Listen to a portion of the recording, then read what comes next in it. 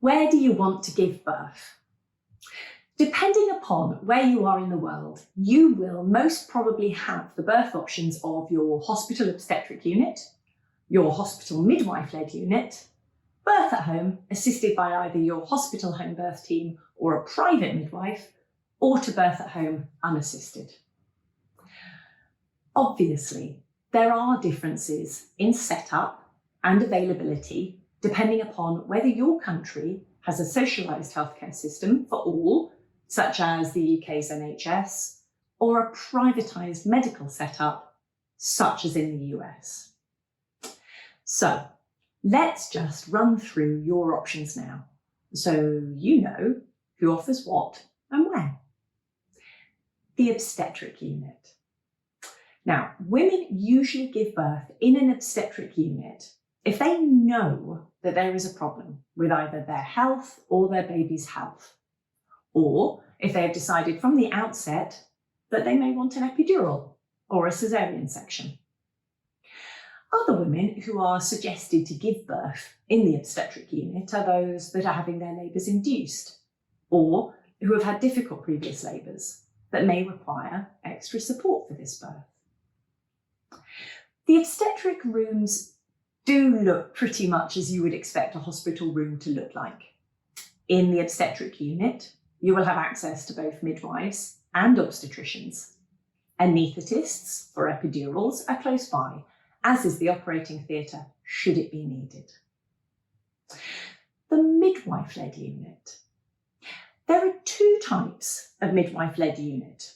Ones that are attached to a hospital, but perhaps on a different floor or down a corridor from the obstetric unit, or those that are freestanding in the hospital grounds, but not actually in the hospital.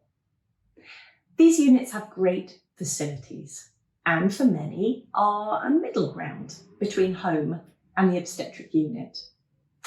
They offer a mix of both worlds, and that they will have birth pools, great lighting, midwife-led care, birth balls, rooms that sometimes look like they should be in a spa. But they also have gas and air, Entonox, or drugs such as pethidine or diamorphine, should you want them. If a complication does arise, it is a fairly simple transfer from the midwife-led unit to the obstetric unit. Home birth. Now, a home birth is when you labour and birth your baby at home with midwives in attendance. You don't need to get up and go anywhere. You create the right space and ambience for you. And if you wish to have a birth pool, you can just hire one. Your midwives can bring gas and air to the birth and are fully capable and fully qualified to help a baby that may be struggling post-birth and to repair any damage to your perineum. For anyone concerned about whether a supported home birth is safe, in 2020, the Lancet published a huge piece of research looking at 500,000 intended home births in countries with well-integrated home birth systems, such as the UK. It showed that women with uncomplicated pregnancies who intended to give birth at home were 40% less likely to have a caesarean section, 50% less likely to have an instrumental vaginal birth, 70% less likely to have an epidural, 55% less likely to have an episiotomy, 40% less likely to have a 3rd or 4th degree tear, 60% less likely to have their labour sped up with a hormone drip, 75% less likely for mums to pick up an infection after birth, 30% less likely to experience a postpartum hemorrhage. And this was compared to women with uncomplicated pregnancies who intended to give birth in hospital. So it's very fair to say that home birth for an uncomplicated pregnancy is considered safe. An unassisted home birth is when a birthing person either gives birth at home before the birth team reaches them, or they can transfer to hospital, or when someone chooses to birth without any assistance other than their birth partner or perhaps a doula. So this is a birth outside of the system. It is absolutely your choice as to where you wish or how you wish to give birth.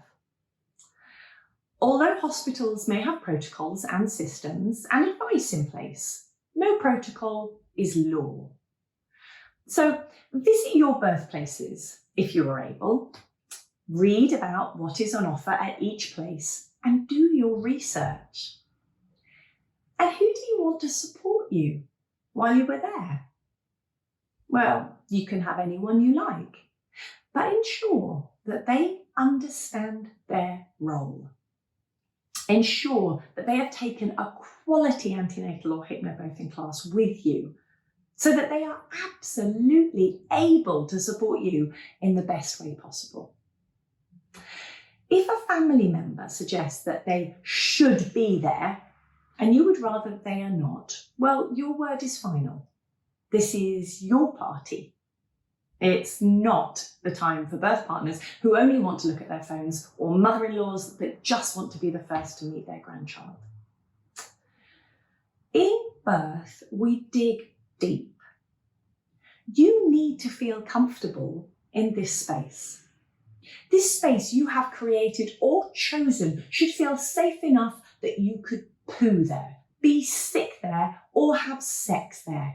And I imagine that you may well do 2 out of those 3 at some point. Always be thinking, where will I feel calm? Where will I feel at peace? Where will I feel safe? And then make the decision that works for you.